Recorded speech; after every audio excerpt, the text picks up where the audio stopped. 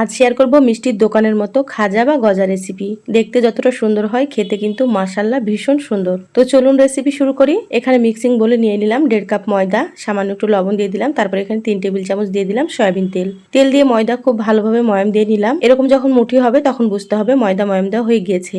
তারপরে অল্প অল্প নর্মাল পানি দিয়ে খুব ভালোভাবে ময়দা মেখে নিয়েছি। ময়দাটাকে সাইডে ঢাকা দিয়ে সরিয়ে রেখে দিলাম। এখানে একটা মিক্সিং বোল নিয়ে নিলাম। এবার আমি নিয়ে নিচ্ছি 2 টেবিল চামচ ময়দা, আর এখানে দিয়ে দিলাম 5 টেবিল চামচ সয়াবিন তেল। তারপরে খুব ভালোভাবে তেল আর ময়দা গুলে রেখে দিলাম সাইডে। এবার আমি ময়দা থেকে ছোট ছোট করে লেচি কেটে নিয়েছি। আমরা যেমন রুটি বানাই সেভাবে করে লেচিগুলো কেটে নিতে হবে।